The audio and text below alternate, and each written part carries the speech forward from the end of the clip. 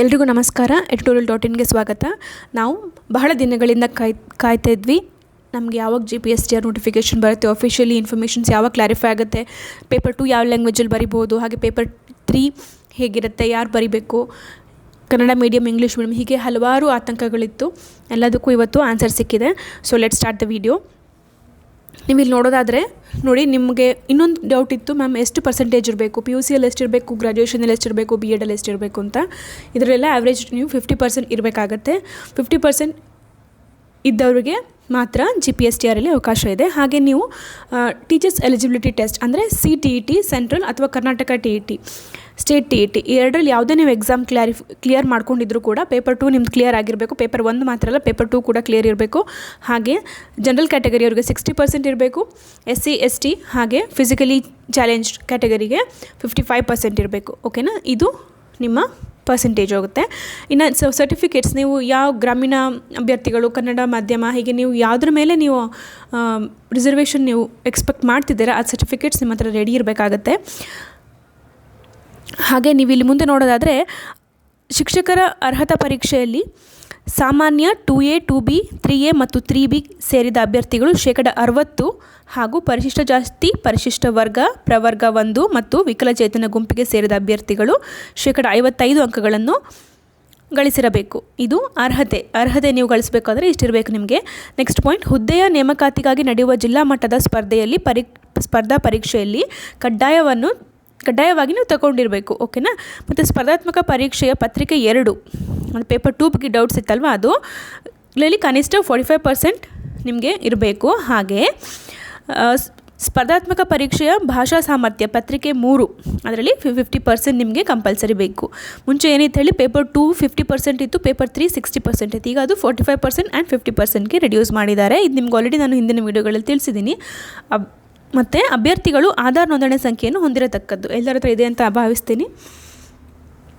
Okay, ಮತ್ತು ನೀವು ಇಲ್ಲಿ ಇನ್ನೊಂದು ನೆನಪಿಟ್ಕೊಳ್ಬೇಕಾಗಿದ್ದು, ಇಲ್ಲಿ ಎಲ್ಲರೂ ಆನ್ಲೈನಲ್ಲಿ ಅರ್ಜಿ ಸಲ್ಲಿಸಬೇಕಾಗಿದೆ. ಯಾರೂ ನೀವು ಆಫ್ಲೈನ್ ನಾನು ಪೋಸ್ಟಲ್ಲಿ ಕಳಿಸ್ತೀನಿ ಅರ್ಜಿ ಅಂತ ದಯವಿಟ್ಟು ತಪ್ಪು ಮಾಡ್ಕೋಬೇಡಿ. ಎಲ್ಲರಿಗೂ ಆನ್ಲೈನಲ್ಲಿ ಮಾತ್ರ ಅವಕಾಶ ಇರೋದ್ರಿಂದ ದಯವಿಟ್ಟು ನಿಮ್ಮ ಯೂಸರ್ ID ಮತ್ತು ಪಾಸ್ವರ್ಡ್ನ ನೀವು ರಿಜಿಸ್ಟರ್ ಮಾಡಬೇಕು ಅನ್ನೋದನ್ನ ನಾನು ನಿಮಗೆ ಮುಂದಿನ ವೀಡಿಯೋದಲ್ಲಿ ತಿಳಿಸ್ಕೊಡ್ತೀನಿ. ಹಾಗೆ ನೀವು ಆನ್ಲೈನಲ್ಲಿ ಮಾತ್ರ ಅರ್ಜಿನ ಸಲ್ಲಿಸಬೇಕಾಗತ್ತೆ.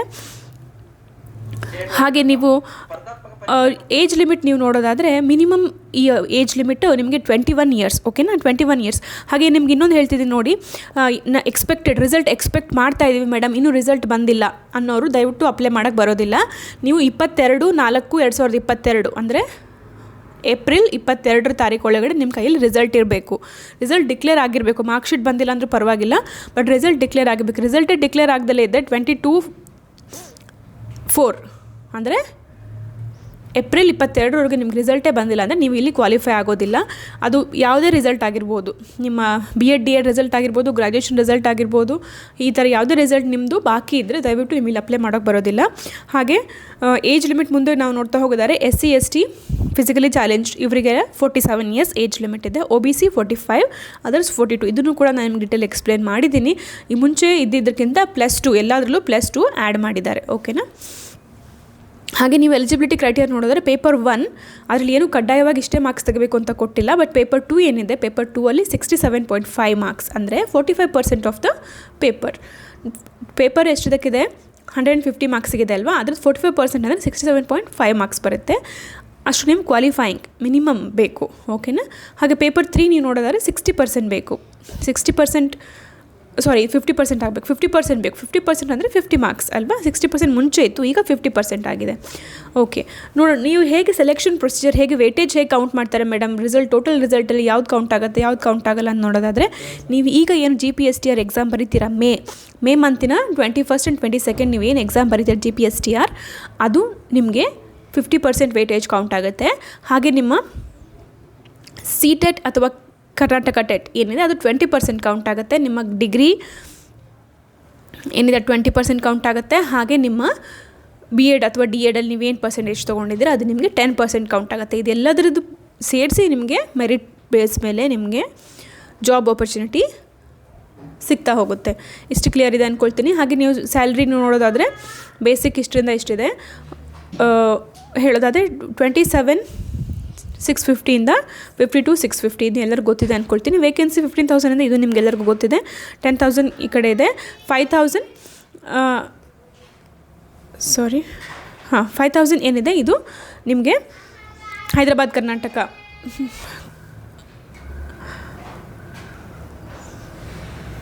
ಹಾಗೆ ನೀವು ಲ್ಯಾಂಗ್ವೇಜ್ ಟೀಚರ್ ಆಗೋದಾದರೆ ಏನು ಬೇಕು ನಿಮಗೆ ಅನ್ನೋದು ತುಂಬ ಜನಕ್ಕೆ ಅನುಮಾನ ಇತ್ತಲ್ವ. ನೋಡಿ, ಲ್ಯಾಂಗ್ವೇಜ್ ಟೀಚರ್ ಆಗೋದಾದರೆ ನೀವು ಗ್ರ್ಯಾಜುಯೇಷನಲ್ಲಿ 3 ವರ್ಷ ಆ ಲ್ಯಾಂಗ್ವೇಜ್ನ ಓದಿರಬೇಕು. ಅಂದರೆ ಇಲ್ಲಿ ನಮಗೆ ಲ್ಯಾಂಗ್ವೇಜ್ ಕಾಲ್ ಆಗಿರೋದು ಇಂಗ್ಲೀಷ್ ಮಾತ್ರ ಅಲ್ವಾ, ಹಾಗಾಗಿ ನೀವು 3 ವರ್ಷ ಕೂಡ ಇಂಗ್ಲೀಷ್ನ ಅಭ್ಯಾಸ ಮಾಡಿರಬೇಕು. ಪ್ಲಸ್ ಯಾವುದೇ ಕೋರ್ಸ್ ಸಬ್ಜೆಕ್ಟ್ ನಿಮಗೆ ಅದ್ರ ಜೊತೆಲಿರಬಹುದು. ಹಾಗೆ ನೀವು ಇಂಗ್ಲೀಷ್ ಸಬ್ಜೆಕ್ಟನ್ನೇ ಮೆಥಡಾಲಜಿ, ನೀವು BEd DEd ಮಾಡುವಾಗ ಮೆಥಡ್ ತೊಗೊಂಡಿರ್ತೀರಲ್ಲ, ಮೆಥಡ್ 1 ಮೆಥಡ್ 2 ಅಂತ, ಅದರಲ್ಲಿ ಕೂಡ ಇಂಗ್ಲೀಷ್ ಇರಲೇಬೇಕು. ಓಕೆನಾ. ಗ್ರ್ಯಾಜುಯೇಷನಲ್ಲಿ 3 ವರ್ಷ ಇಂಗ್ಲೀಷ್ ಓದಿರಬೇಕು. ಹಾಗೆ ನೀವು DEd BEd ಅಲ್ಲಿ ಕೂಡ ಮೆಥಡ್ ಆಗಿ ಇಂಗ್ಲೀಷ್ನ ತೊಗೊಂಡಿರಬೇಕು. ಇದು ಲ್ಯಾಂಗ್ವೇಜ್ ಟೀಚರ್. ಅಂದರೆ ಇಲ್ಲಿ ನಾನು ಪರ್ಟಿಕ್ಯುಲರ್ಲಿ ಹೇಳ್ತಿರೋದು ಇಂಗ್ಲೀಷ್ ಟೀಚರ್ಸಿಗೆ. ಓಕೆ, ಈಗ ಮ್ಯಾಥ್ಸ್ ಆ್ಯಂಡ್ ಸೈನ್ಸ್ ನೋಡೋದಾದರೆ, ಮ್ಯಾಥ್ಸ್ ಆ್ಯಂಡ್ ಸೈನ್ಸ್ ಅವರಿಗೆ 3 ವರ್ಷ ಕಂಪಲ್ಸರಿಯಾಗಿ ಫಿಸಿಕ್ಸ್ ಮತ್ತು ಮ್ಯಾಥ್ಸ್ನ ಓದಿರಬೇಕು. ಹೌದು, ಅಂಡರ್ಲೈನ್ ಮಾಡಿದ್ದೀನಿ, ಗಮನ ಇಟ್ಟು ನೋಡ್ಕೊಳ್ಳಿ. Maths and physics compulsory 3 years in degree. ಓಕೆನಾ, 3 ವರ್ಷ ಓದಿರಲೇಬೇಕು. ಹಾಗೆ ಅದ್ರ ಜೊತೆಗೆ ಎನಿ ಒನ್ ಕಾಂಬಿನೇಷನ್ ತೊಗೊಂಡಿರ್ಬೋದು. ಯಾವುದು ಕೆಮಿಸ್ಟ್ರಿ ತೊಗೊಂಡಿರ್ಬೋದು, ಕಂಪ್ಯೂಟರ್ಸ್, ಎಲೆಕ್ಟ್ರಾನಿಕ್ಸ್, ಸ್ಟ್ಯಾಟಿಸ್ಟಿಕ್ಸ್, ಜಿಯಾಲಜಿ ಯಾವುದಾದ್ರು ನೀವು ತೊಗೊಂಡಿರ್ಬೋದು. But maths and physics are compulsory for 3 years. ಓಕೆನಾ. ಮತ್ತು ಅದನ್ನೇ ನೀವು ಮ್ಯಾಥ್ಸ್ ಆ್ಯಂಡ್ ಸೈನ್ಸ್ನ ನೀವು ಮೆಥಡಾಲಜಿಯಾಗಿ BEd ಅಥವಾ DEd ಅಲ್ಲಿ ನೀವು ಅಭ್ಯಾಸ ಮಾಡಿರಬೇಕಾಗತ್ತೆ. ಇನ್ನು BE ಕ್ಯಾಂಡಿಡೇಟ್ಸ್ ಯಾರಿದ್ದಾರೆ, ಇಂಜಿನಿಯರಿಂಗ್ ಮಾಡಿ ಅಪ್ಲೈ ಮಾಡ್ತಿರೋರು ಯಾರಿದ್ದಾರೆ, ಅವರಿಗೂ ಕೂಡ ನಾನು ಹೇಳ್ತಾ ಇದ್ದೀನಿ ನೋಡಿ, ಮ್ಯಾಥ್ಸ್ ಆ್ಯಂಡ್ ಅಪ್ಲೈಡ್ ಮ್ಯಾಥ್ಸ್ ನಿಮಗೆ 50% ಇರಬೇಕು. ನೀವು ಅದನ್ನು ಪ್ರತಿ ಸೆಮಿಸ್ಟರಲ್ಲೂ ಮ್ಯಾಥ್ಸ್ನ ಓದಿರಬೇಕು. ಹಾಗಿದ್ರೆ ಮಾತ್ರ ನೀವು ಇಲ್ಲಿ ಅಪ್ಲೈ ಮಾಡ್ಬೋದು. ಆರ್ಕಿಟೆಕ್ಚರ್ ಅವ್ರಿಗೆ ಯಾವುದೇ ಅವಕಾಶ ಇಲ್ಲ. ಹಾಗೆ ನೀವು BE ಆದಮೇಲೆ BEd ಅಥವಾ DEd ಮಾಡಿರಬೇಕು. ಅಲ್ಲಿ ಕೂಡ ನೀವು ನಿಮ್ಮ ಮ್ಯಾಥ್ಸನ್ನು ಮೆಥಡಾಲಜಿಯಾಗಿ ತೊಗೊಂಡಿರಬೇಕಾಗತ್ತೆ. ಇದು BE ಅವರಿಗೆ ಸ್ಪೆಷಲ್ ಇನ್ಫಾರ್ಮೇಷನ್. ಹಾಗೆ ಲೈಫ್ ಸೈನ್ಸ್ ಅವರಿಗೆ ಏನು ಇನ್ಫಾರ್ಮೇಷನ್ ಇದೆ ಅಂದರೆ, ನೀವು 3 ವರ್ಷ ಕಂಪಲ್ಸರಿಯಾಗಿ ಕೆಮಿಸ್ಟ್ರಿ ಓದಿರಬೇಕು. ಗ್ರ್ಯಾಜುಯೇಷನಲ್ಲಿ 3 years ನೀವು ಕೆಮಿಸ್ಟ್ರಿ ಇರಲೇಬೇಕು. First year, second year, third year 3 ವರ್ಷ ಗ್ರ್ಯಾಜುಯೇಷನಲ್ಲಿ ಕೆಮಿಸ್ಟ್ರಿ ಇರಬೇಕು. ಹಾಗೆ 2 others ಇನ್ನು ಯಾವುದಾದ್ರು ಎಕ್ಸ್ಟ್ರಾ ಇರ್ಬೋದು. ಯಾವುದು botany, zoology, sericulture, environmental science, biotechnology, microbiology, ಹೀಗೆ ನೀವು ಯಾವುದನ್ನೇ ತೊಗೊಂಡಿರ್ಬೋದು. ಹಾಗೆ ಇಲ್ಲೂ ಕೂಡ ಮೆಥಡ್ BEd ಅಥವಾ DEd ಅಲ್ಲಿ ನಿಮ್ಮ ಮೆಥಡ್ ಸೈನ್ಸ್, ಲೈಫ್ ಸೈನ್ಸಲ್ಲಿ ಯಾವುದಾದ್ರು ಇಷ್ಟರಲ್ಲಿ ಯಾವುದಾದ್ರು ಒಂದು ಮೆಥಡ್ ನೀವು ಅಲ್ಲಿ ಓದಿರಬೇಕಾಗತ್ತೆ. ಹಾಗೆ ಸೋಷಲ್ ಸೈನ್ಸ್ ಬಂದರೆ ಇಲ್ಲಿ ಸ್ವಲ್ಪ ನೋಡಿ, ಹೋದ ವರ್ಷಕ್ಕೂ ಈ ವರ್ಷಕ್ಕೂ ಸ್ವಲ್ಪ ಚೇಂಜಸ್ ಇದೆ ನೋಡಿ. ನೀವು ಎನಿ 2 subjects 3 ವರ್ಷ ಯಾವ್ದಾದ್ರು 2 ಸಬ್ಜೆಕ್ಟ್ ತೊಗೊಂಡಿರ್ಬೇಕು. ಯಾವುದು history, economics, geography, political science. ಈಗ ಇಲ್ಲಿ ಸೋಷಿಯಾಲಜಿ ಕೂಡ ಇನ್ಕ್ಲೂಡ್ ಆಗಿದೆ ಅಲ್ವಾ. History, economics, geography, political science, sociology ಯಾವ್ದಾದ್ರು ಒಂದು ನೀವು ಯಾವ್ದಾದ್ರು 2 ಸಬ್ಜೆಕ್ಟ್ನ 3 ವರ್ಷನೂ ಓದಿರಬೇಕಾಗತ್ತೆ. ಹಾಗೆ ಯಾವ್ದಾದ್ರು ಜೊತೆಗೆ ಯಾವ್ದಾದ್ರು ಲ್ಯಾಂಗ್ವೇಜ್ ಇದ್ದರೂ okay. Any one history, economics, geography, political science ಯಾವ್ದಾದ್ರು, ಸೋಷಿಯಾಲಜಿ ಯಾವ್ದಾದ್ರು ಒಂದಿದ್ದು ಅದ್ರ ಜೊತೆಗೆ ಒಂದು ಲ್ಯಾಂಗ್ವೇಜ್ ಇದ್ದರೂ ಕೂಡ ನಡೆಯುತ್ತೆ. ಹಾಗೆ ನೀವು ಸೋಷಲ್ ಸ್ಟಡೀಸ್ನ ಮೆಥಡ್ ಆಗಿ ಓದಿರಬೇಕು ಎಲ್ಲಿ, DEd ಮತ್ತು BEd ಅಲ್ಲಿ. ಓಕೆನಾ. ಇನ್ನು ನಿಮಗೆ ಕೆಲವೊಂದು ಇಂಪಾರ್ಟೆಂಟ್ ಇನ್ಫಾರ್ಮೇಷನ್ಸ್ ನಾನು ಹೇಳಬೇಕು ಅಂತ ಅಂದ್ಕೊಂಡಿದ್ದೀನಿ ನೋಡಿ. ಇಲ್ಲಿ ನೀವು ಆನ್ಲೈನ್ ಮೂಲಕನೇ ಅರ್ಜಿ ಸಲ್ಲಿಸಬೇಕು. ಇನ್ನೊಂದು ಸತಿ ನಾನು ನಿಮಗೆ ಹೇಳ್ತಾ ಇದ್ದೀನಿ. ಮತ್ತು ಇಲ್ಲಿ ಫೀಸ್ ಏನು ಫೀಸ್ ಇರುತ್ತೆ, GPSTR ಅಪ್ಲೈ ಮಾಡೋದಾದರೆ ನಮಗೆ ಏನು ಫೀಸ್ ಇರುತ್ತೆ ಅಂತ ನೀವು ನೋಡೋದಾದರೆ ನೋಡಿ, ಪರಿಶಿಷ್ಟ ಜಾತಿ, ಪರಿಶಿಷ್ಟ ವರ್ಗ ಹಾಗೂ ಅಂಗವಿಕಲ ಅಭ್ಯರ್ಥಿಗಳಿಗೆ 625 ಒಂದೇ ಹುದ್ದೆಗೆ ನೀವು ಅಪ್ಲೈ ಮಾಡೋದಾದರೆ 625 ರೂಪಾಯಿ ನೀವು ಸಲ್ಲಿಸಬೇಕಾಗತ್ತೆ. 2 ಹುದ್ದೆಗೆ ಮಾಡೋದಾದರೆ 1250. Okay, into 2 625 per paper, per subject ಅಂತ ನೀವು ಅಂತ ತಿಳ್ಕೊಳ್ಳಿ. ಒಂದೇ ಪರ್ ಸಬ್ಜೆಕ್ಟ್ ಅಲ್ಲ, ಪರ್ ಜಾಬ್. ನೀವು ಒಂದು ಹುದ್ದೆಗೆ ಅಪ್ಲೈ ಮಾಡೋದಾದರೆ 625. ನೀವು ಮೋರ್ ದೆನ್ 2 ಹುದ್ದೆಗೆ ನಾನು ಅಪ್ಲೈ ಮಾಡ್ತೀನಿ ಅನ್ನೋದಾದರೆ 1250. ಓಕೆ, ಈ ಥರ ಎಲ್ಲ ಅಭ್ಯರ್ಥಿಗಳಿಗೆ ಒಂದು ಪೇಪರಿಗೇ 1250. 2 ಮಾಡೋದಾದರೆ 2500 ರೂಪಾಯಿ ಆಗುತ್ತೆ. ಅರ್ಥ ಆಗ್ತಾ ಇದೆಯಾ? ಪರಿಶಿಷ್ಟ ಜಾತಿ, ಪರಿಶಿಷ್ಟ ವರ್ಗ, ಅಂಗವಿಕಲ ವಿದ್ಯಾರ್ಥಿಗಳಿಗೆ ಒಂದು ಹುದ್ದೆಗೆ ಅರ್ಜಿ ಸಲ್ಲಿಸುವ ಶುಲ್ಕ 625 ರೂಪಾಯಿ. 2 ಹುದ್ದೆಗೆ ಅರ್ಜಿ ಸಲ್ಲಿಸಲು ಶುಲ್ಕ ಎಷ್ಟಿದೆ? 1250. ಬೇರೆ ಇತರ ಎಲ್ಲ ಅಭ್ಯರ್ಥಿಗಳಿಗೆ, ಪರಿಶಿಷ್ಟ ಜಾತಿ, ಪರಿಶಿಷ್ಟ ವರ್ಗ, ಪ್ರವರ್ಗ 1, ಅಂಗವೈಕಲ್ಯ ಅಭ್ಯರ್ಥಿಗಳು ಇಷ್ಟನ್ನು ಬಿಟ್ಟು ಬೇರೆ ಏನಿದ್ದೀವಿ ನಾವೆಲ್ಲರಿಗೂ ಏನು 1250 ಒಂದು ಹುದ್ದೆಗೆ ಅಪ್ಲೈ ಮಾಡೋದಾದರೆ 1250. 2ಕ್ಕೆ ಮಾಡೋದಾದರೆ 2500 ರೂಪಾಯಿ ನೀವು ಪಾವತಿಸಬೇಕಾಗತ್ತೆ. ಅರ್ಜಿ ಸಲ್ಲಿಸಲು ಕೊನೆಯ ದಿನಾಂಕ 22/4/2022. ಅಂದರೆ ಈಗ ನಾಡಿದ್ದು 23rd ಮೇಯಿಂದ ಮಾರ್ಚಿಂದ ಶುರುವಾಗಿ ಏಪ್ರಿಲ್ 22ರವರೆಗೂ ನಿಮಗೆ ಅವಕಾಶ ಇದೆ. 1 ತಿಂಗಳು ನಿಮಗೆ ಅವಕಾಶ ಇದೆ. ಶುರುವಾಯಿತು ಫಸ್ಟ್ ಅಪ್ಲಿಕೇಶನ್ ಹಾಕಿದವರಿಗೆ ಫಸ್ಟ್ ಜಾಬ್ ಸಿಗಲ್ಲ. ಹಾಗಾಗಿ ಎದ್ದೋ ಬಿದ್ದೋ ಹೋಗಿ ಫಸ್ಟೇ ಅಪ್ಲಿಕೇಶನ್ ಹಾಕಬೇಡಿ. ಸ್ವಲ್ಪ ಯೋಚನೆ ಮಾಡಿ ನಿಮ್ಮ ಸರ್ಟಿಫಿಕೇಟ್ಸು, ನಿಮ್ಮ ಪ್ರೂಫ್ಸು, ನಿಮ್ಮದೆಲ್ಲ ಏನು ಡೀಟೇಲ್ಸ್ ಅದು ಕರೆಕ್ಟಾಗಿ ನೀವು ಇವ್ಯಾಲ್ಯೂಯೇಟ್ ಮಾಡಿ ನಂತರ ನೀವು ಎಲ್ಲಿ ಅಪ್ಲೈ ಮಾಡಬೇಕು, ಯಾವ ಡಿಸ್ಟ್ರಿಕಲ್ಲಿ ಎಷ್ಟು ಪೋಸ್ಟ್ ಇದೆ, ಎಲ್ಲಿ ಅಪ್ಲೈ ಮಾಡಿದರೆ ಹೇಗಾಗುತ್ತೆ ಅಂತ ನೋಡಿಕೊಂಡು ನೀವು ಯಾರ್ದಾದ್ರು ಅಡ್ವೈಸ್ ತೊಗೊಂಡು ನಂತರ ನೀವು ಅಪ್ಲೈ ಮಾಡೋದು ಒಳ್ಳೆಯದು ಅಂತ ನನ್ನ ಅಭಿಪ್ರಾಯ. ಹಾಗೆ ನೀವು ಇಲ್ಲಿ ಮುಂದೆ ನೋಡೋದಾದರೆ ಇನ್ನು ಕೆಲವೊಂದು ಇಂಪಾರ್ಟೆಂಟ್ ಮಾಹಿತಿಗಳಿದೆ. ನಾನು ನಿಮಗೆ ಇದ್ರ PDF ನಾನು ಫಾರ್ವರ್ಡ್ ಮಾಡ್ತೀನಿ ನಿಮಗೆ. ಓಕೆ ನೋಡಿ, ಇನ್ನೊಂದು ನಿಮಗೆ ಇಂಪಾರ್ಟೆಂಟ್ ಇನ್ಫಾರ್ಮೇಷನ್. ಎಲ್ಲ ವಿಷಯ ಹಾಗೂ ಮಾಧ್ಯಮಗಳ ಹುದ್ದೆಗೆ ಒಂದೇ ಅರ್ಜಿ ನಮೂನೆಯನ್ನು ನಿಗದಿಪಡಿಸಲಾಗಿದೆ. ಅದಕ್ಕೆ ಬೇರೆ ಇದಕ್ಕೆ ಬೇರೆ ಇಲ್ಲ, ಒಂದೇ ನಮೂನೆ, ಎಲ್ಲರಿಗೂ ಒಂದೇ ಅಪ್ಲಿಕೇಶನ್. ಓಕೆನಾ? 10 ಥರ ಇನ್ನೊಂದಿದೆ, ಅವ್ರಿಗೆ ನಮಗೆ ಬೇರೆ ಇವ್ರಿಗೆ ಬೇರೆ ಆ ಥರ ಏನೂ ಇಲ್ಲ, ಎಲ್ಲರಿಗೂ ಒಂದೇ.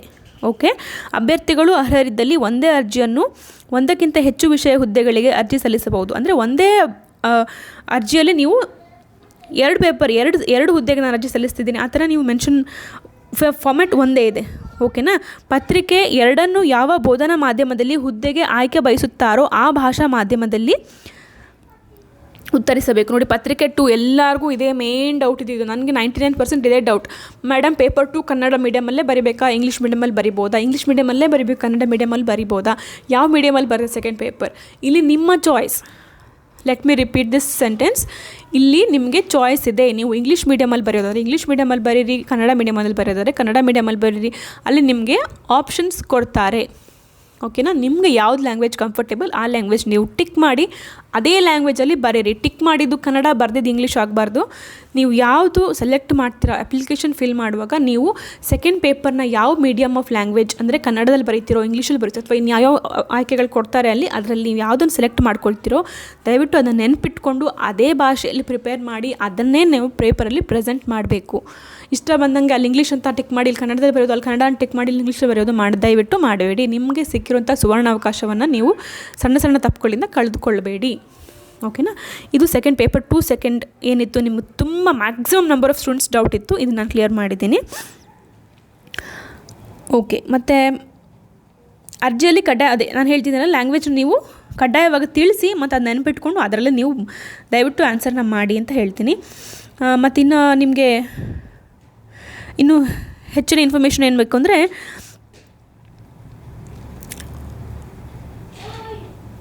ಓಕೆ, ವೇತನ ಶ್ರೇಣಿ ನಾನು ನಿಮ್ಗೆ ಆಲ್ರೆಡಿ ಎಕ್ಸ್ಪ್ಲೇನ್ ಮಾಡಿದ್ದೀನಲ್ವ. ಓಕೆ, ಇದರಲ್ಲಿ ಇನ್ನೇನು ಡೀಟೇಲ್ಸ್ ಹೊಸದಾಗಿ ಏನು ಕೊಟ್ಟಿದ್ದಾರೆ ಅಂತ ನೋಡೋಣ.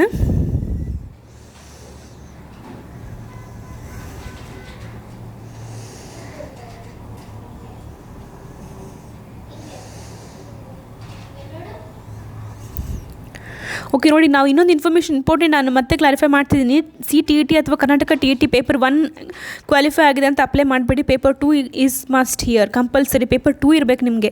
ಓಕೆನಾ? ಪೇಪರ್ 1 ಆಗಿದೆ ಅಂತ ಹೇಳಿ ನೀವು ಅಪ್ಲೈ ಮಾಡಿ ನಾಳೆ ದಿವಸ ನೋವು ಅನುಭವಿಸೋದು ಬೇಡ. ಪೇಪರ್ 2 ಇದ್ದವರು ದಯವಿಟ್ಟು ಅಪ್ಲೈ ಮಾಡಿ.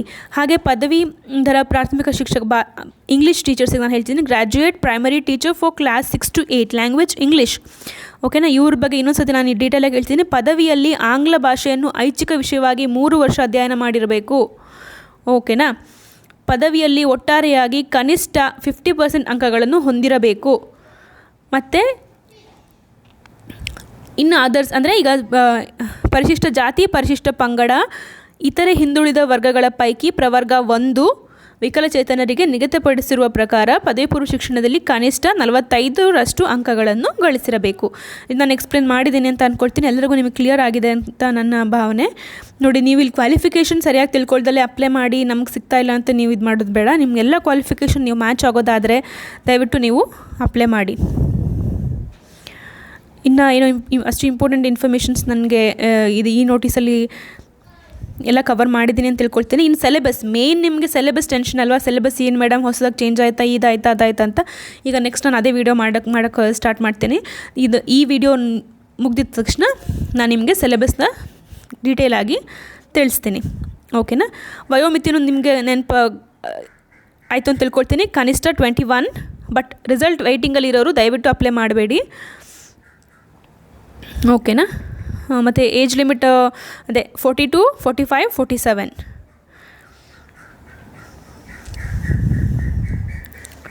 ನಿಮಗೆ ವೆಯ್ಟೇಜ್ ಕೂಡ ನಾನು ಎಕ್ಸ್ಪ್ಲೇನ್ ಮಾಡಿದ್ದೀನಿ. ಸ್ಪರ್ಧಾತ್ಮಕ ಪರೀಕ್ಷೆಯಲ್ಲಿ ನೀವು ಅದರದ್ದು 50% ಕೌಂಟ್ ಆಗುತ್ತೆ.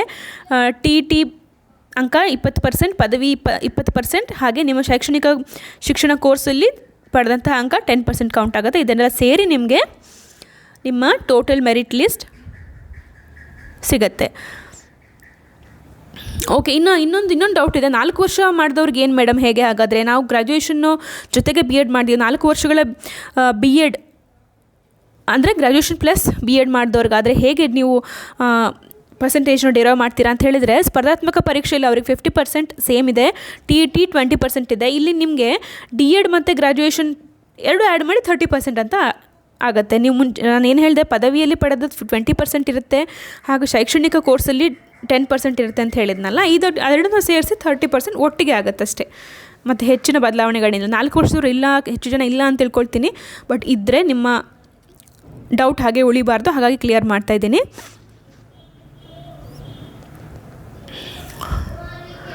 ಓಕೆ, ಮತ್ತು ನೀವೀಗ ಕ್ವೆಶ್ಚನ್ ಪ್ಯಾಟ್ರನ್ ಹೇಗೆ ಅದು ರಿಸರ್ವೇಷನ್ ಬಗ್ಗೆ ಮಾತಾಡೋಣ. ಇದರಲ್ಲೂ ನಿಮ್ಗೆ ತುಂಬ ಜನಕ್ಕೆ ಇನ್ಫಾರ್ಮೇಷನ್ ಬೇಕಾಗಿದೆ ಅಲ್ವಾ? ನೋಡಿ, ಮಾಜಿ ಸೈನಿಕರಿಗೆ 10% ಇದೆ. ಓಕೆನಾ? ಮಾಜಿ ಸೈನಿಕರಿಗೆ 10%, ಅಂಗವಿಕಲರಿಗೆ 5% ಇದೆ. ಹಾಗೆ ಜಸ್ಟ್ ಸೆಕೆಂಡ್. ಓಕೆ, ಅಂಗವಿಕಲರಿಗೆ 5% ರಿಸರ್ವೇಷನ್ ಇದೆ.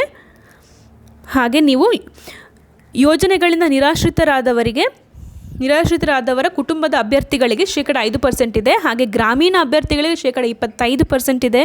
Very good. ಹಾಗೂ ಕನ್ನಡ ಮಾಧ್ಯಮದ ಅಭ್ಯರ್ಥಿಗಳಿಗೆ 5%, ಮಹಿಳಾ ಅಭ್ಯರ್ಥಿಗಳಿಗೆ 50%. ಹೌದಲ್ವಾ? ತೃತೀಯ ಲಿಂಗ ಗುಂಪಿಗೆ ಸೇರಿದ ಅಭ್ಯರ್ಥಿಗಳಿಗೆ 1%. ಇದು ಹೊಸದಾಗಿ ಆ್ಯಡ್ ಆಗಿರೋಂಥದ್ದು.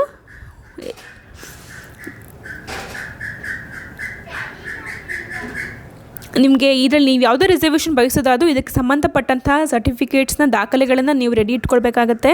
ನೀವು ಅಪ್ಲೈ ಮಾಡಿ ಆನ್ಸರ್ ಬರೆದು ಎಕ್ಸಾಮ್ ಮಾಡಿ ಎಲ್ಲ ಮಾಡಿ ಆದಮೇಲೆ ನೀವು ನಾವು ಸರ್ಟಿಫಿಕೇಟ್ ಮಾಡಿಸ್ಕೊಂಡು ಬರ್ತೀವಿ ಅಂತ ಹುಡುಕಾಡೋದು ತಪ್ಪಾಗುತ್ತೆ. ಸೊ ಅಪ್ಲೈ ಮಾಡೋಕ್ಕಿಂತ ಮುಂಚೆ ನೀವು ಇದೆಲ್ಲ ರೆಡಿ ಮಾಡ್ಕೋಬೇಕಿತ್ತು. ಇನ್ನೂ ರೆಡಿ ಮಾಡ್ಕೊಂಡಿಲ್ಲ ಅಂದರೆ ದಯವಿಟ್ಟು ಫಸ್ಟ್ ನಿಮ್ಮ ಡಾಕ್ಯುಮೆಂಟ್ಸ್ನ, ನಿಮ್ಮ ಸರ್ಟಿಫಿಕೇಟ್ಸ್ನ ರೆಡಿ ಮಾಡ್ಕೊಳ್ಳಿ. Okay, very important. ಕೈಗೆ ಬಂತು ಬಾಯಿಗೆ ಬರಲ್ಲ ಅಂತ ಹೇಳ್ತಾರಲ್ಲ, ಹಾಗಾಗಬಾರ್ದು. ನಿಮ್ಮ ಹತ್ರ ಎಲ್ಲ ನೀವು ಯಾವುದರ ಮೂಲಕ ನೀವು ಮೀಸಲಾತಿ ಬಯಸ್ತಾ ಇದ್ದೀರಾ ಅದನ್ನು ನೀವು ಸರ್ಟಿಫಿಕೇಟ್ಸ್ ರೆಡಿ ಇಟ್ಕೊಂಡಿದ್ರೆ ನಿಮಗೆ ಜಾಬ್ ಸಿಗೋದು ತುಂಬ ಈಸಿ ಆಗುತ್ತೆ.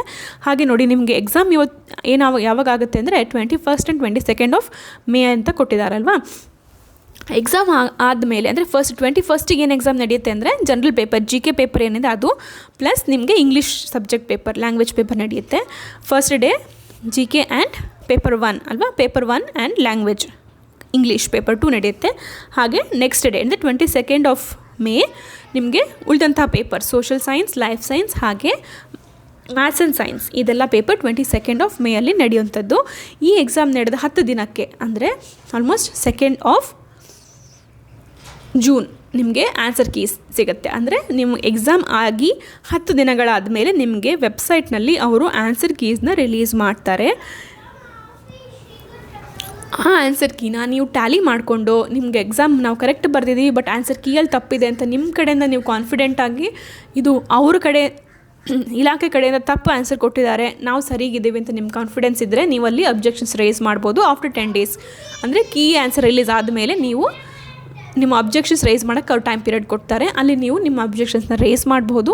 ಬಟ್ ಇಲ್ಲಿ ಸುಮ್ಮನೆ ನಮ್ಗೆ ಇಷ್ಟ ಬಂದಂಗೆ ಅಬ್ಜೆಕ್ಷನ್ಸ್ ರೈಸ್ ಮಾಡೋದು, ನಂದು ಸರಿ ಇತ್ತು, ನನ್ನ ಸರಿ ಇತ್ತು ಅಂತ ಸುಮ್ಮನೆ ನೀವೇ ಅಂದ್ಕೊಂಡು ಸರಿ ಇದೆ ಅಂತ ಅಂದ್ಕೊಂಡು ಅಪ್ಲೈ ಮಾಡೋ ಆಗಿಲ್ಲ. ನೀವು ಕ್ಲಿಯರ್ ಆಗಿದ್ದರೆ ಮಾತ್ರ ಅಪ್ಲೈ ಮಾಡಿ ಅಬ್ಜೆಕ್ಷನ್ಸ್ ರೈಸ್ ಮಾಡಿ. ಪರ್ ಕ್ವೆಶ್ಚನ್ 50 rupees ಇಲ್ಲಿ ಚಾರ್ಜ್ ಮಾಡ್ತಾರೆ. ಓಕೆನಾ? ರಿಪೀಟ್ ಮಾಡ್ತೀನಿ, ಪರ್ ಕ್ವೆಶ್ಚನ್ 50 rupees ಚಾರ್ಜಬಲ್. ನೀವು ನಾನು ಆನ್ಸರ್ ಮಾಡಿದ ಪೇಪರಲ್ಲಿ ಎಲ್ಲ ಸರಿ ಇತ್ತು, ಬಟ್ ಅಲ್ಲಿ ಕೀ ಆನ್ಸರಲ್ಲಿ ತಪ್ಪು ತೋರಿಸ್ತಾ ಇದ್ದಾರೆ. 5 ಕ್ವೆಶ್ಚನ್ ನನ್ನದು ಮಿಸ್ಟೇಕ್ ಟ್ಯಾಲಿ ಆಗ್ತಾಯಿಲ್ಲ ಅಂದರೆ 5 ಕ್ವೆಶ್ಚನ್ ನಾನು ವೆರಿಫಿಕೇಷನ್ ಅಥವಾ ಅಬ್ಜೆಕ್ಷನ್ ರೈಸ್ ಮಾಡಿದ್ರೆ 5 ಕ್ವೆಶ್ಚನಿಗೆ, ಒಂದು ಕ್ವೆಶ್ಚನಿಗೆ 50 ರೂಪಾಯಿಗೆ ನಾನು 250 ರೂಪಾಯಿ ಪೇ ಮಾಡಬೇಕಾಗತ್ತೆ. ಓಕೆನಾ? 250 ಪ್ರತಿಯೊಬ್ಬರು. ಓಕೆನಾ? ಪ್ರತಿಯೊಬ್ಬರು. ಈಗ ನನಗೆ ಬೇಕು, ನನ್ನ ಕ್ವೆಶ್ಚನ್ಸ್ ನಾನು ರೀವೆರಿಫಿಕೇಷನ್ ಮಾಡಬೇಕು ಅಂದರೆ ನಾನು ಪರ್ ಕ್ವೆಶ್ಚನ್ 50 rupees ಪೇ ಮಾಡಬೇಕು. ನೀವು ಬೇಕಾದರೆ ನೀವು ಪೇ ಮಾಡಬೇಕು. ಹಾಗೆ ಒಬ್ಬರು ಪೇ ಮಾಡಿ ಎಲ್ಲರಿಗೂ ವೆರಿಫಿಕೇಷನ್ ಆಗಲ್ಲ. ಇದು ಸೀಟೆಡ್ ಥರ ಅಲ್ಲ, ಇಲ್ಲಿ ಇಂಡಿವಿಜುವಲ್ ಆಗಿ ನೀವು ಪೇ ಮಾಡಬೇಕಾಗತ್ತೆ. ಹಾಗೆ ನೀವು ಸರಿ ಅಂತ ಪ್ರೂವ್ ಆದರೆ, ನೀವು ಹೇಳಿದ ಆನ್ಸರ್ನೇ ಸರಿ ಅಂತ ಪ್ರೂವ್ ಆದರೆ ನಿಮ್ಗೆ ಆ ದುಡ್ಡು ರೀಫಂಡ್ ಮಾಡ್ತಾರೆ. ಓಕೆನಾ? 50 rupees ಏನಿದೆ ಅದನ್ನ ರೀಫಂಡ್ ಮಾಡ್ತಾರೆ. ಇಲ್ಲ ನಿಮ್ಮ ಆನ್ಸರ್ ತಪ್ಪು ಅಂತಾದರೆ ಡಿಪಾರ್ಟ್ಮೆಂಟ್ ಕಡೆಯಿಂದ ಕೊಟ್ಟ ಆನ್ಸರೇ ಕರೆಕ್ಟ್ ಅಂತ ಆದರೆ ಅವ್ರು ಅದನ್ನು ರೀಫಂಡ್ ಮಾಡೋದಿಲ್ಲ, ಅದನ್ನು ಅವರು ಮುಟ್ಟುಗೋಲು ಅಂದರೆ ಅದು ಅವರಿಗೆ ಬಿಡಬೇಕಾಗತ್ತೆ, ನಾವು ಅದನ್ನು ರೀಫಂಡ್ ಕೇಳೋ ಹಾಗೆ ಇಲ್ಲ. ಇದು ಈ ಸತಿ ಕೊಟ್ಟಿರುವಂಥ ಅಪ್ಡೇಟ್. ಓಕೆ, ಇಷ್ಟು ನಿಮಗೆ ಇಂಪಾರ್ಟೆಂಟ್ ಇನ್ಫಾರ್ಮೇಷನ್. ಹಾಗೆ ಕ್ವೆಶನ್ ಪ್ಯಾಟ್ರನ್ ನಾನು ಆಲ್ರೆಡಿ ಡಿಸ್ಕಸ್ ಮಾಡಿದ್ದೀನಿ, ಯಾವುದೇ ಚೇಂಜಸ್ ಇಲ್ಲ. ಫಸ್ಟ್ ಪೇಪರಲ್ಲೂ ಯಾವ ಚೇಂಜಸ್ ಇಲ್ಲ, ಹಾಗೆ ಸೆಕೆಂಡ್ ಪೇಪರಲ್ಲೂ ಏನೂ ಇಲ್ಲ, ಥರ್ಡ್ ಪೇಪರಲ್ಲೂ ಏನೂ ಇಲ್ಲ. ನೀವು ಹೆಚ್ಚು ಮೇಜರ್ ಚೇಂಜಸ್ ಬಂದಿರ್ಬೋದು ಎಕ್ಸಾಮ್ ಪ್ಯಾಟ್ರನಲ್ಲಿ ಅಂತ ನಿಮಗೆಲ್ಲ ಒಂದು ಕ್ವೆಶನ್ ಇತ್ತಲ್ವ, ಆ ಥರ ಏನೂ ಇಲ್ಲ, ಎಲ್ಲ ಸೇಮ್ ಆ್ಯಸ್ ಇಟ್ ಈಸ್ ಮುಂಚೆ ಇದ್ದಂಥ ಪ್ಯಾಟ್ರನ್ ನಡೀತಾ ಇದೆ. ಓಕೆ, ನಿಮ್ಗೆ ಇನ್ನೊಂದು ಸತಿ ನಾನು ಅದನ್ನು ಕ್ಲಾರಿಫೈ ಆಗಿ ಹೇಳಬೇಕು ಅಂದರೆ ಪೇಪರ್ 1 ಏನಿದೆ, ಪೇಪರ್ 1, ಪೇಪರ್ 2, ಪೇಪರ್ 3 ಅಲ್ವಾ, ನಮಗೆ ಟೋಟಲ್ 3 ಪೇಪರ್ಸ್ ಇದೆ. ಪೇಪರ್ 1 ಜನರಲ್ ಎಲ್ಲರಿಗೂ ಬರಿಬೇಕಾದಂತಹ ಕಾಮನ್ ಪೇಪರ್ ಇದು. ಕಾಮನ್ ಪೇಪರಲ್ಲಿ ನಿಮಗೆ ಏನಿರುತ್ತೆ 150 ಮಾರ್ಕ್ಸಿಗಿರುತ್ತೆ ಅಲ್ವಾ. ನಿಮ್ಗೆ ನಾನು ಪೇಪರ್ 1 ಬಗ್ಗೆ ಪೂರ್ತಿ ಡೀಟೇಲಾಗಿ ನಿಮ್ಗೆ ಎಕ್ಸ್ಪ್ಲೇನ್ ಮಾಡಿದ್ದೀನಿ. ಪ್ಲೀಸ್ ನೀವು ನಮ್ಮ ಚಾನಲ್ನಲ್ಲಿ GPSTR ಪ್ಲೇಲಿಸ್ಟ್ಗೆ ಹೋದರೆ ನಿಮ್ಗೆ ಅಲ್ಲಿ ಪೇಪರ್ 1 ಕಂಪ್ಲೀಟ್ ಡೀಟೇಲ್ಸ್ ನಿಮಗೆ ಗೊತ್ತಾಗುತ್ತೆ. ಅದನ್ನು ನೀವು ಒಂದು ಸತಿ ನೋಡಿಕೊಂಡು ನೀವು ಅರ್ಥ ಮಾಡ್ಕೊಳ್ಳಿ. ಹಾಗೆ ಪೇಪರ್ 2 ಬಗ್ಗೆಯೂ ಪೂರ್ತಿ ಡೀಟೇಲ್ಸ್ ಇದೆ. Paper 1 is for 150 marks, paper 2 is also for 150 marks. ಅದರಲ್ಲಿ ಪೇಪರ್ 2 ಅಲ್ಲಿ ನಿಮ್ಮ ಚಾಯ್ಸ್ ಲ್ಯಾಂಗ್ವೇಜ್, ನೀವು ಕನ್ನಡ ತೊಗೊಂಡ್ರೆ ಕನ್ನಡದಲ್ಲಿ ಉತ್ತರಿಸಬೇಕು, ಇಂಗ್ಲೀಷ್ ತೊಗೊಂಡ್ರೆ ಇಂಗ್ಲೀಷಲ್ಲಿ ಉತ್ತರಿಸಬೇಕು. ಅಲ್ಲಿ ನಿಮಗೆ 50 ಕ್ವೆಶನ್ಸ್ ಏನಿದೆ ಅದು ಏನಿದೆ ಅಂದರೆ ಆಬ್ಜೆಕ್ಟಿವ್ ಟೈಪ್ ಇದೆ. ನಿಮಗಲ್ಲಿ ಆಪ್ಷನ್ಸ್ ಕೊಡ್ತಾರೆ, ಆಪ್ಷನ್ಸ್ ನೀವು ಸೆಲೆಕ್ಟ್ ಮಾಡ್ಕೋಬೇಕಾಗುತ್ತೆ. ಹಾಗೆ 100 ಕ್ವೆಶನ್ಸ್ ನಿಮಗೆ ಡಿಸ್ಕ್ರಿಪ್ಟಿವ್, ನೀವು ಬರೆದು ಅದನ್ನು ಆನ್ಸರ್ ಮಾಡಬೇಕಾಗುತ್ತೆ. ಓಕೆನಾ, 150 ಮಾರ್ಕ್ಸ್ ಅಬೌಟ್ ಪೇಪರ್ 2. ಓಕೆನಾ, ಪೇಪರ್ 3 ನೀವು ನೋಡೋದಾದರೆ ಅದು 100 ಮಾರ್ಕ್ಸಿಗಿರುತ್ತೆ. 100 ಮಾರ್ಕ್ಸಲ್ಲಿ ನೀವು 15 ಸ್ಕೋರ್ ಮಾಡೋದು ಕಂಪಲ್ಸರಿ ಅಂತ ಹೇಳಿದ್ದಾರೆ. ಇದು ಪೇಪರ್ 3 ಇಂಗ್ಲೀಷ್ ಸಬ್ಜೆಕ್ಟ್ ಟೀಚರ್ಸಿಗೆ ಇರೋದಿಲ್ಲ. ನೀವು ಇಂಗ್ಲೀಷ್ ಟೀಚರ್ ಆಗೋದಾದರೆ ನೀವು just paper 1 and paper 2 attend ಮಾಡಿ, ನೀವು ಬೇರೆ ಟೀಚರ್ಸ್ ಅಂದರೆ social studies, science and maths, life science, ಹೀಗೆ ನೀವು ಬೇರೆ ಟೀಚರ್ಸ್ ಆಗೋದಾದ್ರೆ, ಇಂಗ್ಲೀಷ್ನ ಬಿಟ್ಟು ಯಾವುದೇ ಟೀಚರ್ ಆಗೋದಾದರೆ ನೀವು ಪೇಪರ್ 3 ಕೂಡ ಅಟೆಂಡ್ ಮಾಡಬೇಕಾಗತ್ತೆ. That is Kannada. ಆರ್ ಅಲ್ಲಿ 5 ಕನ್ನಡನೇ ಕಂಪಲ್ಸರಿ ಅಂತಲ್ಲ, ಅಲ್ಲಿ 5 ಭಾಷೆಗಳಿಂದ ನೀವು ನಿಮ್ಮ ಪ್ರಥಮ ಭಾಷೆ ಯಾವುದು, ನೀವು ಯಾವ ಭಾಷೆನ ಅಭ್ಯಾಸ ಮಾಡಿದ್ದೀರಾ ನಿಮ್ಮ ಎಜುಕೇಷನಲ್ಲಿ, ಫಸ್ಟ್ ಲ್ಯಾಂಗ್ವೇಜ್ ಏನು ನೀವು ಓದಿದ್ದೀರಾ ಅದನ್ನು ನೀವು ಅಲ್ಲಿ ಪ್ರೆಸೆಂಟ್ ಮಾಡಬೇಕಾಗತ್ತೆ. ಅಲ್ಲಿ 5 ಭಾಷೆಗಳ ಅವಕಾಶ ಇದೆ. ಅದ್ರ ಬಗ್ಗೆ ಕೂಡ ನಾನು ಡೀಟೇಲಾಗಿ ವಿಡಿಯೋ ಮಾಡಿದ್ದೀನಿ ಚಾನಲಲ್ಲಿ, ದಯವಿಟ್ಟು ಹೋಗಿ ಚೆಕ್ ಮಾಡಿ. ಓಕೆ, ಮತ್ತು ಇನ್ನೂ ಏನು ಡೌಟ್ ಇತ್ತು ಅಂತ ಹೇಳಿದರೆ, ಪರೀಕ್ಷಾ ದಿನಾಂಕ ಹಾಗೂ ಸಮಯ. ಪರೀಕ್ಷಾ ದಿನಾಂಕ ಅದು 21/5/2022 ಅಂದರೆ 21 ಮೇ 2022 ಬೆಳಿಗ್ಗೆ 10:30ರಿಂದ 1 ಗಂಟೆ. ಪೇಪರ್ 1 ಬಹು ಆಯ್ಕೆ ಪ್ರಶ್ನೆಗಳಲ್ವಾ. ಫಸ್ಟ್ ಪೇಪರ್ ಏನಿದೆ, ಜನರಲ್ ಪೇಪರ್ ಏನಿದೆ ಅದು 10:30 ಸ್ಟಾರ್ಟ್ ಆಗುತ್ತೆ, ಮಧ್ಯಾಹ್ನ 1 ಗಂಟೆವರೆಗೂ ಇರುತ್ತೆ. ಹಾಗೆ ಅಲ್ಲಿ ಮಲ್ಟಿಪಲ್ ಚಾಯ್ಸ್ ಕ್ವೆಶನ್ಸ್ ಇರುತ್ತೆ. ಹಾಗೆ 21ಗೆ ಮಧ್ಯಾಹ್ನ ಅವತ್ತೇ ದಿನ ಸೇಮ್ ಡೇ ಮಧ್ಯಾಹ್ನ 2:30ಗೆ ನೀವು 2:30ಯಿಂದ 5:30ವರೆಗೂ ನೀವು ಪೇಪರ್ 2 ಬರೀತೀರಾ, ಅಂದರೆ ಇಂಗ್ಲೀಷ್ ಪೇಪರ್ ಬರೀತೀರಾ.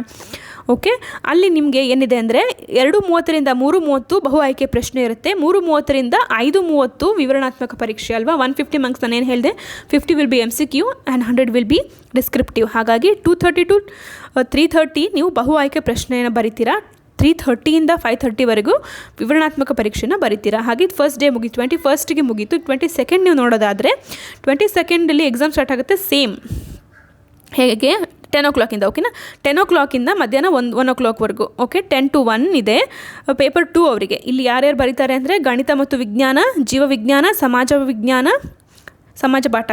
ಓಕೆ, ಇಷ್ಟು ಜನ ನೀವು ಸೆಕೆಂಡ್ ಪೇಪರ್ನ 22nd ಬರೀತೀರಾ. ಓಕೆ, ಇಲ್ಲಿ 10ರಿಂದ 11ರವರೆಗೆ ಬಹು ಆಯ್ಕೆ ಪ್ರಶ್ನೆಗಳಿರುತ್ತೆ. 11ರಿಂದ 1 ವಿವರಣಾತ್ಮಕ ಪರೀಕ್ಷೆ, ಅಂದರೆ 10 to 11 MCQನ ನೀವು ಅಲ್ಲೇ ಬುಕ್ಲೆಟಲ್ಲಿ ಆನ್ಸರ್ ಮಾಡ್ತೀರಾ. ಹಾಗೆ 11 to 1 ನೀವು ಡಿಸ್ಕ್ರಿಪ್ಟಿವ್ ಆನ್ಸರ್ ಮಾಡ್ತೀರಾ. ಓಕೆನಾ, ಇದು 22nd ಬಗ್ಗೆ ಹೇಳ್ತಿರೋದು. ಹಾಗೆ 22nd ಮಧ್ಯಾಹ್ನ ಇದೆ 2:30 to 4:30 ಪೇಪರ್ 3 ಬರೆಯೋರು. ಪೇಪರ್ 3 ವಿವರಣಾತ್ಮಕ ಪರೀಕ್ಷೆ, ಇಲ್ಲ MCQ ಇಲ್ಲ, ವಿವರಣಾತ್ಮಕನೇ ಬರೀಬೇಕು.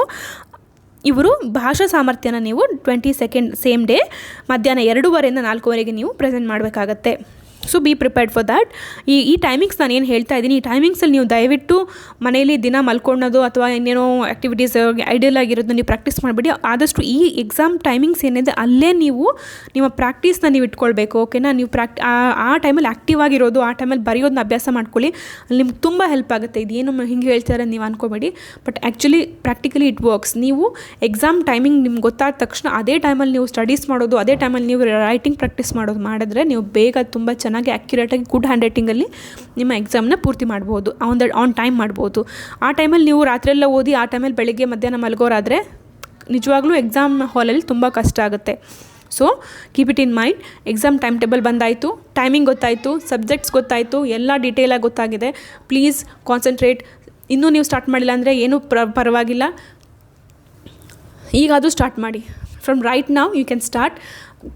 ಆ ಟೈಮಿಂಗ್ಸ್ನ ಕರೆಕ್ಟಾಗಿ ಯುಟಿಲೈಸ್ ಮಾಡಿ ನೀವು ಓದಿದ್ರೆ ದಯವಿಟ್ಟು ನಾನು ಹೇಳ್ತಿದ್ದೀನಿ, ಖಂಡಿತವಾಗಿ ಎಕ್ಸಾಮ್ನ ಕ್ಲಿಯರ್ ಮಾಡ್ಬೋದು. ಯಾವುದೂ ಕಬ್ಬಿಣದ ಕಡಲೆ ಅಲ್ಲ, ನಾವು ಅಂದ್ಕೊಳ್ತೀವಿ ಅಷ್ಟೇ. But practice makes man perfect ಅಲ್ವಾ? ಪ್ರಾಕ್ಟೀಸ್ ಮಾಡಿ, ಇರೋ ಟೈಮ್ನಾಗ ಹೆಚ್ಚಾಗಿ ಉಪಯೋಗಿಸ್ಕೊಳ್ಳಿ.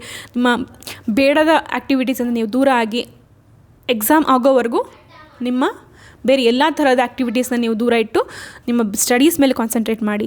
ಹಾಗೆ ನೀವಿನ್ನೂ ಕೇಳೋದಾದರೆ ಪೇಪರ್ 1ನಲ್ಲಿ ಏನೇನಿರುತ್ತೆ ಮೇಡಮ್ ಅಂತ ಕೇಳೋದಾದರೆ, ನೋಡಿ, ಸಾಮಾನ್ಯ ಭಾಷೆ 25 ಅಂಕಗಳಿಗಿರುತ್ತೆ, ಓಕೆನಾ? ಹಾಗೆ ಸಾಮಾನ್ಯ ಕನ್ನಡ 25 ಅಂಕ, ಸಾಮಾನ್ಯ ಆಂಗ್ಲ 25 ಅಂಕ, ಸಾಮಾನ್ಯ ಜ್ಞಾನ 25, ಹಾಗೆ ಶೈಕ್ಷಣಿಕ ಮನೋವಿಜ್ಞಾನ 50 ಅಂಕ, ಮೌಲ್ಯ ಶಿಕ್ಷಣ ಮತ್ತು ಆರೋಗ್ಯ ಶಿಕ್ಷಣ 15, ಗಣಕಯಂತ್ರ ಅಂದರೆ ಕಂಪ್ಯೂಟರ್ಸ್ 10 ಮಾರ್ಕ್ಸ್. ಇದು ನಾನು ಆಲ್ರೆಡಿ ನಿಮಗೆ ತುಂಬ ಸತಿ ಎಕ್ಸ್ಪ್ಲೇನ್ ಮಾಡಿದ್ದೀನಿ, but still again I am explaining. ಯಾಕಂದರೆ ಹೊಸೊಬ್ಬರು ಇಲ್ಲಿ ಫಸ್ಟ್ ಟೈಮ್ ವೀಡಿಯೋ ಕೇಳ್ತಿರೋರು ಇದ್ದಾರೆ, ನಮ್ಮ ಚಾನಲ್ಗೆ ಫಸ್ಟ್ ಟೈಮ್ ಬಂದರೆ ದಯವಿಟ್ಟು ವೀಡಿಯೋನ ಲೈಕ್ ಮಾಡಿ, ಶೇರ್ ಮಾಡಿ, ಹಾಗೆ ಚಾನಲ್ಗೆ ಸಬ್ಸ್ಕ್ರೈಬ್ ಕೂಡ ಮಾಡ್ಕೊಳ್ಳಿ. ಇಲ್ಲಿ ನಿಮ್ಗೆ ಕ್ವಾಲಿಟಿ ಕಂಟೆಂಟ್ ಸಿಗುತ್ತೆ. ನಾವು ಇದೇನು ಸಿಲೆಬಸ್ ವೈಸ್ ನಾವು ಕ್ಲಾಸಸ್ ಸ್ಟಾರ್ಟ್ ಮಾಡಿಬಿಡೋಣ. ಓಕೆ, ಇಷ್ಟು ದಿನ ಬರುತ್ತೆ, ಸಿಲೆಬಸ್ ಚೇಂಜ್ ಆಗುತ್ತೆ, ಅದಾಗುತ್ತೆ, ಇದಾಗುತ್ತೆ ಅಂತ ಹೀಗೆ ನಾವು ಪೋಸ್ಟ್ಪೋನ್ ಮಾಡ್ಕೊಂಡು ಬಂದಿದ್ದಾಯಿತು. ಬಟ್ ನಾವು we are clear, everything is clear. ನಾವು ಕಾನ್ಫಿಡೆಂಟಾಗಿ ಈ ಕ್ಲಾಸಸ್ನ ಸ್ಟಾರ್ಟ್ ಮಾಡಿ we can proceed towards our success. ಓಕೆನಾ? ಪೇಪರ್ 1 ಬಗ್ಗೆ ಏನೇನು ಅನುಮಾನ ಇಲ್ಲ ಅಂತ ತಿಳ್ಕೊಳ್ತೀನಿ. Paper 1 is compulsory for everyone. English ಅವ್ರು ಬರೀಬೇಕಾ, ಸೈನ್ಸ್ ಅವ್ರು ಬರೀಬೇಕಾ, ಮ್ಯಾಥ್ಸ್ ಅವ್ರು ಬರೀಬೇಕಾ, ಸೋಷಿಯಲ್ ಸ್ಟಡೀಸ್ ಅವ್ರು ಬರೀಬೇಕಾ? ಇಲ್ಲ, ಎಲ್ಲರೂ ಬರೀಲೇಬೇಕು. ಹಾಗೆ ನೀವು ಪೇಪರ್ 2 ನೋಡೋದಾದರೆ 50 ಮಾರ್ಕ್ಸ್ ಬಹು ಆಯ್ಕೆ, 100 ಮಾರ್ಕ್ಸ್ ಏನಿದೆ ಡಿಸ್ಕ್ರಿಪ್ಟಿವ್ ಇದೆ. ಹಾಗೆ ಪೇಪರ್ 3 ಏನಿದೆ MCQ ಇಲ್ಲ, ಬಹು ಆಯ್ಕೆ ಪ್ರಶ್ನೆ ಇಲ್ಲ ಪೇಪರ್ 3ಅಲ್ಲಿ. ಪೇಪರ್ 3 ಬರೆಯೋರು ಪೂರ್ತಿ ಬೋಧನಾ ಸಾಮರ್ಥ್ಯ ಲ್ಯಾಂಗ್ವೇಜ್ ಏನು ಬರೀತೀರಾ ಅದು ವಿವರಣಾತ್ಮಕ ಪರೀಕ್ಷೆ ಇರುತ್ತೆ. ಅದರಲ್ಲಿ ನಿಮಗೆ ಟೋಟಲ್ 100 ಮಾರ್ಕ್ಸಿಗಿರುತ್ತೆ. ದಯವಿಟ್ಟು ಕ್ವಾಲಿಫೈಯಿಂಗ್ ಮಾರ್ಕ್ಸ್ ಬಗ್ಗೆ ನೀವು ತುಂಬ ತಲೆ ಕೆಡಿಸ್ಕೊಂಡು ಕ್ವಾಲಿಫೈಯಿಂಗ್ ಆದರೆ ಸಾಕು ಅಂತ ಅಲ್ಲಿಗೆ ನಿಲ್ಲಬೇಡಿ. ಅದರಿಂದ ಏನು ಉಪಯೋಗ ಇಲ್ಲ. ನೀವು ಮೆರಿಟಲ್ಲಿ ಬರಬೇಕು ಅಂದರೆ ಕಾಂಪಿಟೇಷನ್ ತುಂಬ ಇದೆ. 4-5 ವರ್ಷಗಳಿಂದ ಕಾದ್ಕೊಳ್ತವ್ರು, ತಯಾರಿ ಮಾಡಿದವರೆಲ್ಲ ಈಗ ಕಾಂಪೀಟ್ ಮಾಡ್ತಾಯಿದ್ದಾರೆ. So it's not very easy.